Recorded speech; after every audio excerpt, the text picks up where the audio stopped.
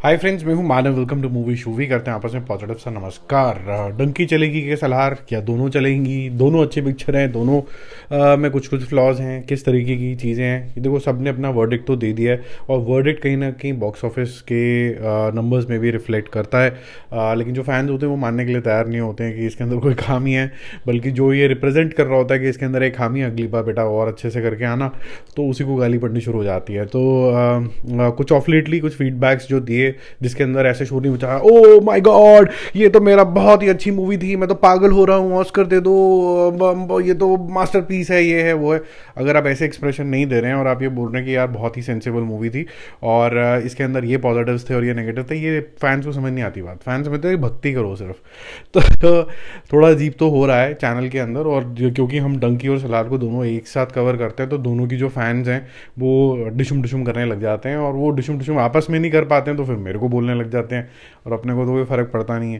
तो डंकी का जो डे 4 का कलेक्शन है वो क्या है और उसका वर्ल्ड वाइड कलेक्शन किस तरीके का है, क्या डंकी इंटरनेशनली सलार से आगे चल रही है, उसके बारे में हम बात करेंगे। और क्या सलार का हम ये कह सकते हैं कि हिंदी के अंदर काफ़ी अच्छा रुझान आ रहा है, इंटरेस्ट जनरेट हो रहा है कि नहीं, उसको देखने के लिए डंकी से भी कंपेयर करेंगे और एक जवान के नंबर्स भी देख लेंगे एपी और तेलंगाना के अंदर, तो थोड़ा सा आइडिया आ जाएगा उससे। ठीक है, अब एक और चीज़ चलो डिस्कस कर लेंगे कि जो सलार के नंबर हैं वो जेन्युइन है कि नहीं है। तो मैंने कुछ समझने की कोशिश करी है कि जवान के, सॉरी, सलार के जो नंबर्स हैं, जवान इतनी बार वीडियो बन गया ना तो जवान ही आता है मुंह पे।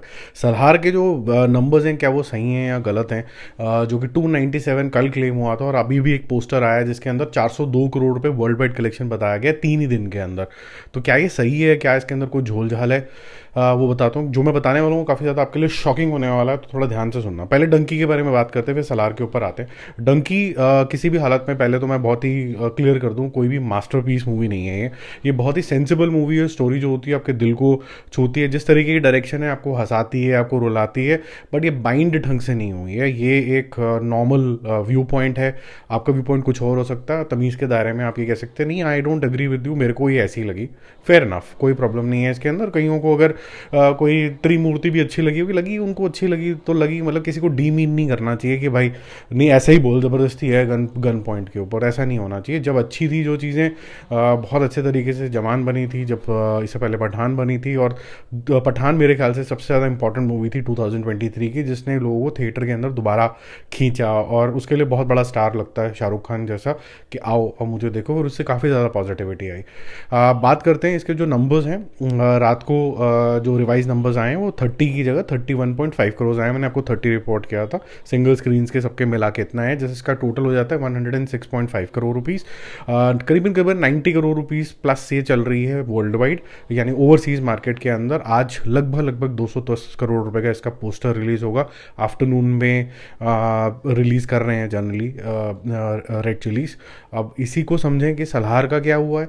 तो सलार का जो कलेक्शन आया है वो लगभग आपको देखने को मिलेगा अगेंस्ट सेम 57 करोड़ रुपीज़ के आसपास, जिससे इसका जो टोटल है वो पहुंच जाएगा 208 करोड़ रुपीज़ के आसपास, 208 करोड़ रुपीज़ नेट। और जो वर्ल्ड वाइड कलेक्शन है जो आप नॉर्मली देखेंगे वो आपको दिखेगी 325 से 330 करोड़ रुपए के आसपास। लेकिन जो पोस्टर आया अब वो 402 करोड़ रुपए का आया। ये ठीक है कि गलत है, इसके बारे में अभी इमीडिएटली बात करते हैं, एक सेकेंड के लिए रुकते हैं। इसका जो ओवरसीज मार्केट के अंदर जो कलेक्शन है वो है 78 करोड़ रुपीज़। ठीक है, तो इसके अंदर डंकी जो है ओवरसीज में ज़्यादा अच्छा कर रहा है कंपैरेटिवली देन सलार। अब बात करते हैं कि ये जो डिफरेंस है 325 और 402 वो के बारे में बात करेंगे। फिर हिंदी का रुझान क्या है, डंकी वर्सेस सलार कितना आ रहा है उसके बारे में बात करेंगे। देखो, जिस तरीके से बॉलीवुड के अंदर या फिर हिंदी सिनेमा के अंदर या किसी भी सिनेमा के अंदर कैलकुलेशन होती है वो इस तरीके की होती है। मूवी कितने की भी बिके, किसी भी सर्किट में बिके, तो कैसे बिकती है, सर्किट वाइज बिकती है या फिर ओवरऑल पैन इंडिया बेसिस पे बनती है। और पैन इंडिया में भी जब बिक जाती है तो फिर सर्किट्स, एपी सर्किट हो गया, इधर हो गया, साउथ हो गया, सेंट्रल हो गया, उस तरीके से बिकती हैं।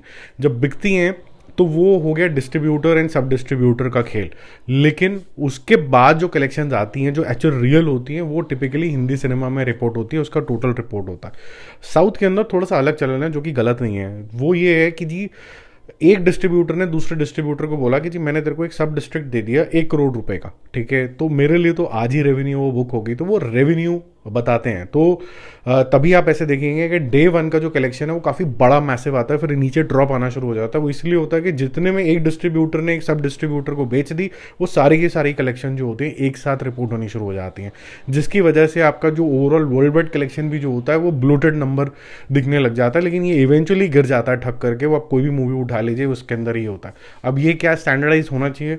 मुझे ऐसा लगता है कि ये जो नंबर्स जिस तरीके से यूज़ हो रहे हैं, अगर ये डिस्ट्रीब्यूटर के लिए यूज़ हो रहे हो कि भाई ये सिर्फ बिजनेस कम्युनिटी के अंदर ही है, बिजनेस ऑफ सिनेमा के अंदर है, कंज्यूमर तक या व्यूअर तक नहीं पहुंच रहा है, तब तो ठीक है, आप कैसे भी दिखा लो। तब तो साउथ वाला जो ठीक है, बिल्कुल एकदम सही चमकता है, क्योंकि आपके जेब में कितने आगे आप इसमें ज़्यादा इंटरेस्टेड हो। लेकिन जहाँ पर आप कंज्यूमर का माइंडसेट इन्फ्लुएंस करने की कोशिश कर रहे हो, व्यूअर का माइंडसेट इन्फ्लुएंस कर रहे हो, पैसे दिखा के कि पैसा ज़्यादा मतलब ज़्यादा अच्छी पिक्चर, अगर आप ये दिखाने की कोशिश कर रहे हो तो पहले दिन उतने पैसे तो आए ही नहीं है। वो पैसे शायद आएंगे, वो कंफर्म्ड बात भी नहीं है फ्रॉम अ व्यूअर पर्सपेक्टिव। तो मेरे ख्याल से ये कैलकुलेशन जो होती है वो ठीक नहीं बैठती है।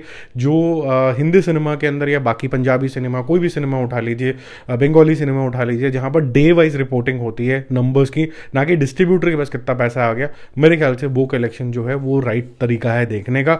तो इसी वजह से दो नंबर हमेशा सामने आते हैं कि सलार ने एक्चुअली में 330 करोड़ रुपए वर्ल्ड वाइड किया, लेकिन उसका पोस्टर आ गया 402 करोड़ रुपए का। अब ठीक है, जो भी वो चलाते हैं, लेकिन उसका एक्सप्लेनेशन कुछ नहीं आया, तो मैं आपके लिए आपको कल ही बोला था कि मैं आज फाइंड आउट करने की कोशिश करूंगा, एंड हियर इट इज। ये इसका एक्सप्लेनेशन है। नंबर गलत नहीं है, जस्ट दैट जो बताना चाहते हैं ये बताना चाहते हैं कि भाई डिस्ट्रीब्यूटर भाई साहब ने इतना पैसा कमा लिया, तो इवेंचुअली ये मूवी इतना पैसा कमा जाएगी from a main distributor perspective. क्या कलेक्शन इतनी वापस आएगी कि नहीं आएगी, वो शायद इतना सही नंबर नहीं है। एक्चुअल जो नंबर जो मार्केट के अंदर कलेक्ट हो गया है वो 325 से 330 है। अब अगर बात करें कि हिंदी में सलार किस तरीके कर रही है, हिंदी का जो नंबर रिलीज हुआ है वो है 53 करोड़ रुपीज़। तो 53 करोड़ रुपीज़ सलार ने कमा लिया है हिंदी सेगमेंट से, जो कि मैं बोलूँगा काफ़ी इंप्रेसिव नंबर है, क्योंकि अगर तेलुगु सेगमेंट में अगर 336 से 340 करोड़ रुपीज़ रिपोर्ट हो रहा है, 336 मान के चल लेते हैं, तो 53 करोड़ रुपीज़ अगर हिंदी से आ रहा है तो ये काफ़ी बड़ा इंप्रेसिव नंबर है, which is I would say half of what Dunki is doing, और एक लगातार यही चलता चला जा रहा है। अब एक इसेंशली देखा जाए तो Salaar is a Telugu movie which is dubbed in various languages, and if is able to do half of the mainstream movie, it is impressive. Now how do we जज दिस? जज करने का कोई तरीका तो है नहीं, बट मैंने ऐसी जवान के नंबर्स खोल के देखे। जवान के जो टोटल नंबर है जो 750 करोड़ रुपए के आसपास टच कर रहे थे, उसमें से एपी और तेलंगाना का जो सेगमेंट है वो क्या कैसे बोलते हैं 61 को, 61.5 करोड़ रुपीज़ था। 61.5 करोड़ रुपीज़ था ओवरऑल जब उसने अपना पूरा 750 रन कर लिया। तो जो रुझान आया जवान का वो 61.5 हायर साइड पे था। अगर ऐसी कोई साउथ की मूवी हिंदी में कितनी चलती है, अगर उसको आप देखना चाहें तो 53 करोड़ रुपीज़ लगभग 3 से 4 दिन के अंदर सलार कर चुका है। तो ये अच्छा कलेक्शन माना जाएगा कि हिंदी के अंदर भी लोगों ने इसको चांस दिया। बट ये क्या होता है कि पहले 2-3 दिन के नंबर से ज़्यादा समझ में नहीं आता, क्योंकि पहले 2-3 दिन तो स्टार की जो पावर होती है वो थिएटर तक आपको पुल करती है। उसके बाद क्या होगा, क्रिसमस के बाद क्या होगा, वो एक ट्रू एसेट टेस्ट होगा दोनों मूवीज़ के लिए, डंकी के लिए भी, सलार के लिए। अब थोड़ा सा एस्टिमेट लगाने की कोशिश करते हैं कि इसका वर्ल्ड वाइड कलेक्शन क्या होगा। देखो, अगर डंकी आज के डेट में 210 करोड़ रुपए के आसपास कर लेती है तो ये कहना आई थिंक आसान ही होगा कि 300 से 350 करोड़ रुपए ये कर सकती है, कंसिडरिंग कि अगर ये 30 करोड़ रुपए के ब्रैकेट में चल रही है, तो मुझे लगता है 10-12 करोड़ रुपए ये ट्यूसडे ऑनवर्ड्स भी कर लेगी। तो अगर वो ये अगर सस्टेन कर लेती है तो 300 से 350 करना बहुत आसान हो जाएगा। और 350 का मतलब है कि ये प्रॉफिटेबिलिटी के जोन तो छोड़ो, सबको कमा के ही देगी ये पैसा, और सुपर हिट का टैग भी लेके जाएगी ये मूवी। और मेरे ख्याल से शाहरुख खान सिर्फ एक ऐसा ही एक्टर होगा जिसने एक ही साल ऑल टाइम ब्लॉकबस्टर 2 दे दी और उसके बाद सुपर हिट मूवी भी दे दी। तो it is star power, it is some concept of the movie is also nice, though I believe it could have been made better.